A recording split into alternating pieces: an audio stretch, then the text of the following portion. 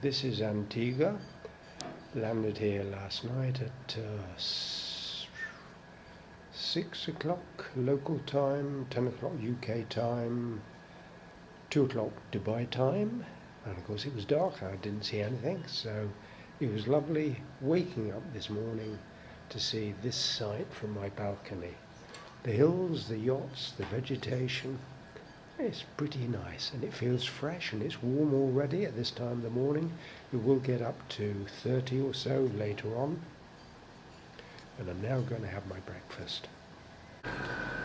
There are some blocks, there are some self-contained suites like I have, and they're all connected by this astonishingly steep drive, which is going to keep me rather fit. And when I arrived last night, the guy at the gate very kindly brought me up with my bags backwards, and I kept asking him to reassure me that he had the capacity to drive at that speed.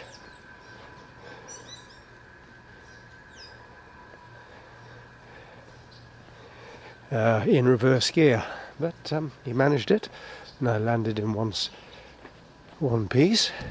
That up there is where my little flatlet is, and the view, as you saw before, is the view over the lake. And there are some rather interesting looking birds here which I don't recognise. Sparrows, of course, and doves, but also some very interesting little blackbirds. Not sunbirds, not quite that small. There's one just over there. Let's see if it comes in camera. I have no idea. There he is. I have no idea what it is. Well, it's very early in the morning, but nevertheless there are people about. Maybe they're going to be yachting all day. I've come down here for breakfast, and apparently there are 2 different places where you can have breakfast. Don't think I should be drinking a beer for my breakfast.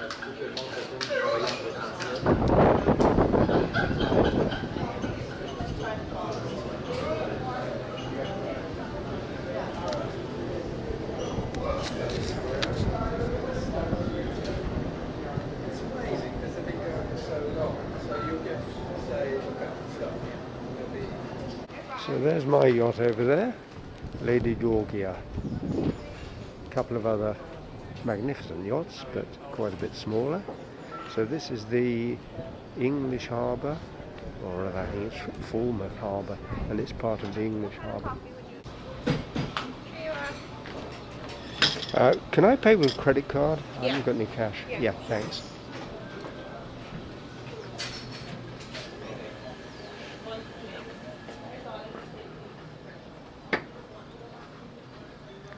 Well, this is another view of the harbour, and this is really pretty magnificent. Oligarch boat and all. I need to orientate myself because I'm not sure. I think the sea's out there, but I'm not sure. This doesn't look like what it ought to look like going by Google Maps, but then Google Maps is not always right. So this is the Admiral's Inn. The Admiral's Inn, I was going to stay here. For some reason I didn't stay here, but this is quite a famous restaurant, and it's sort of built around some of the remains of the Nelson's dockyard. It is really a Nelson's dockyard. Nelson, the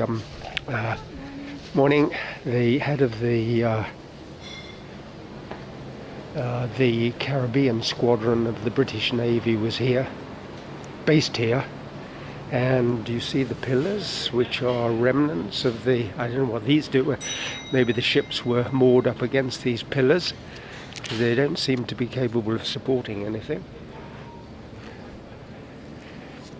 And it's very nice here. Have breakfast out on the water. I think I'll do this tomorrow. This is splendid, isn't it? My goodness me, and it's not raining either.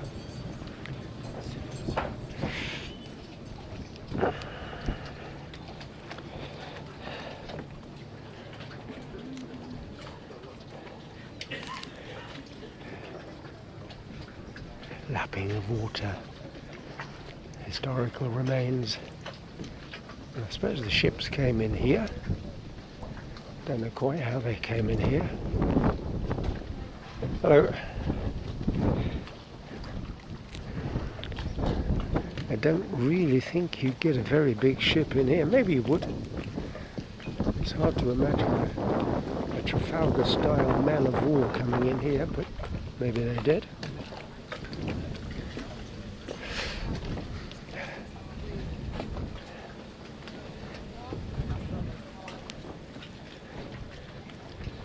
So this is the inside of Nelson's dockyard, with modern yachts, clearly.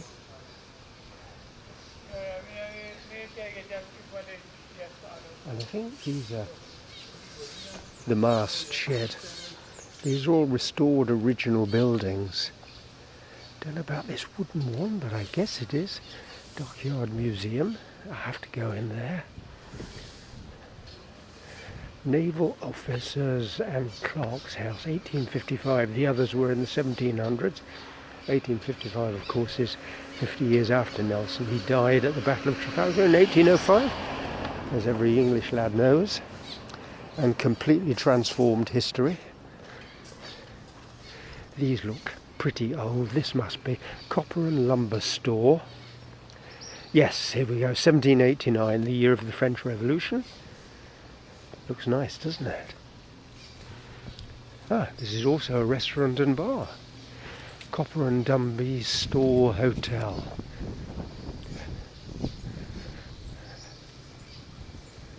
Storehouse. That's pretty massive.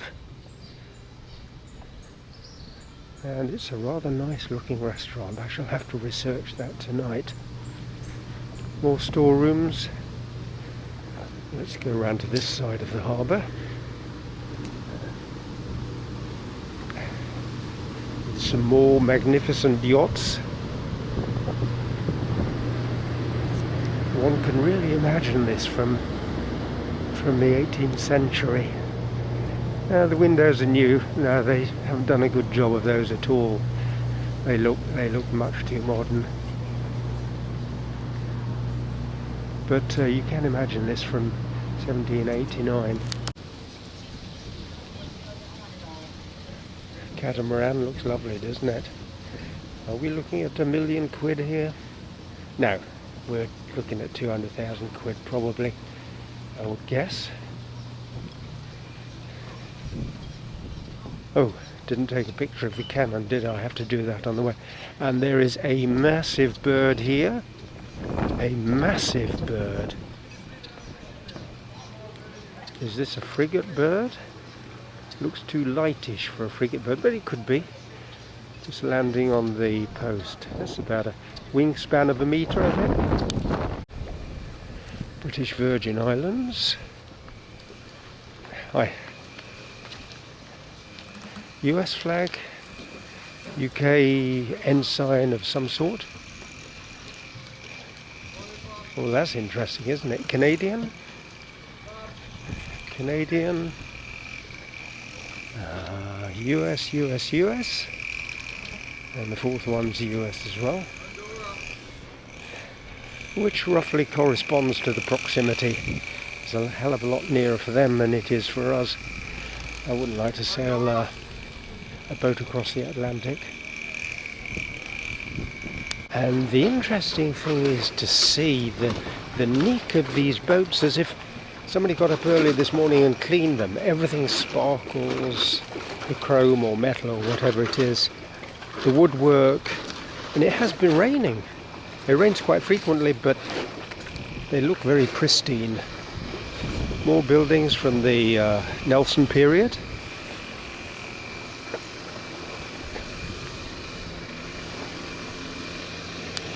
More yachts, predominantly US flagged, but the really big one, interestingly, is UK flagged, as is the one next to it. As a proper sailing boat, and it's big for a sailing boat. Dover, Delaware, yeah, these are all US.